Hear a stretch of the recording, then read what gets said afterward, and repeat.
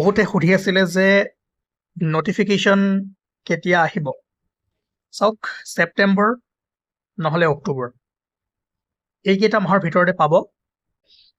আৰু এক্সাম কেতিয়া হ'ব তাৰ পিছত আপোনালোকৰ হয়তো 4-5 মাহ পাছত ফেব্ৰুৱাৰী মাৰ্চ এনেকুৱা টাইমত পৰীক্ষা হোৱাৰ সম্ভাৱনা আছে। যদি তাৰ আগত পাতিম বুলি ভাবে তেনেহ'লে জানুৱাৰী হ'ব পাৰে, কিন্তু জানুৱাৰী অলপমান বেছি সোনকাল হৈ যাব যেন লাগি আছে, যিহেতু মাজত মেট্ৰিক আৰু হায়াৰ ছেকেণ্ডেৰী থাকিব। সেইকাৰণে হয় মেট্ৰিক আৰু হায়াৰ ছেকেণ্ডেৰীৰ আগত নহ'লে পাছত। ঠিক আছে, চ' প্ৰিপেৰেশ্যন কৰক। আৰু মই যোৱাকালি আপোনালোকক কৈছিলোঁ যে যিসকল আমাৰ GT/PGT টেটৰ এছপাৰেণ্টছ আছে তেওঁলোকৰ কাৰণে ফ্ৰী ক্লাছেছ, ঠিক আছে, ফ্ৰী ক্লাছেছ মই দিম, চিন্তা কৰিব নালাগে। কাৰণ শিক্ষকসকল বহুত গুৰুত্বপূৰ্ণ হয় এখন দেশৰ কাৰণে।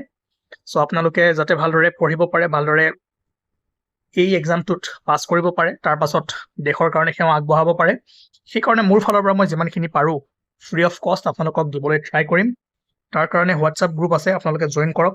মই কমেণ্ট ছেকশ্যনত ডেছক্ৰিপশ্যনত দি দিছোঁ। টেলিগ্ৰাম গ্ৰুপ জইন কৰক, ক্লাছসমূহ দিম আপোনালোকক, সেইমতে চাব, চাই ফালে পঢ়িব। বিশেষকৈ এতিয়া আমি Assam and its people, GK, maths এইখিনি কৰাম, কিন্তু আপোনালোকৰ যিটো পেডাগজি আছে সেই ছাবজেক্টটোৰ ওপৰতো আমি পঢ়াবলৈ ট্ৰাই কৰিম, কণ্টেক্ট কৰি আছোঁ। তাতো আপোনালোকে ভাল গাইডেঞ্চ পাব, ভাল নোটছ পাব। কিন্তু এতিয়াৰ কাৰণে Assam and its people, GK এই সকলোবোৰ আপোনালোকে ভালদৰে পঢ়িব পাৰিব। গতিকে হোৱাটছআপ গ্ৰুপ জইন কৰক।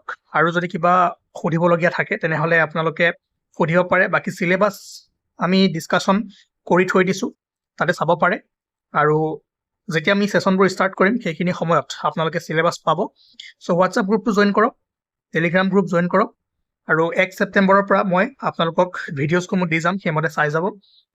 আৰু নোটছবোৰ PDFবোৰ সেইবোৰ বাৰু পাছত দেখা যাব কেনেকৈ ল'ব পাৰে। কিন্তু বাকী যিমান সেইবোৰ কণ্টেণ্ট থাকিব সেইবোৰ ফ্ৰী অফ কষ্ট আপোনালোকে পঢ়িব পাৰিব। Concept, MCQs, current affairs A to Z পঢ়ুৱাম। কাৰণ লাষ্ট ইয়েৰ 439 এছপাৰেণ্টছ আছিলে মোৰ লগত কণ্টেক্ট হৈ, আৰু তাৰে ভিতৰত প্ৰায় 360 মানে কোৱালিফাইড কৰিছে। ঠিক আছে, চ' এইবাৰ আমি 1000 ছিট ৰাখিছোঁ, 1000ক পঢ়ুৱাম। চ' সোনকালে জইন কৰক গ্ৰুপ, বা টেলিগ্ৰাম গ্ৰুপতো থাকক, তাতো নটিফিকেশ্যন পাব। বিশেষকৈ হোৱাটছআপ গ্ৰুপত আহক, তাত আৰু ভালদৰে পাবলৈ আপোনালোকে সক্ষম হ'ব।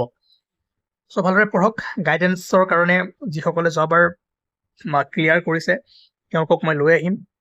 বাকী আছাম এণ্ড ইটছ পিপলৰ কাৰণে চিন্তা কৰিব নালাগে, GK কাৰণে চিন্তা কৰিব নালাগে। Thank U.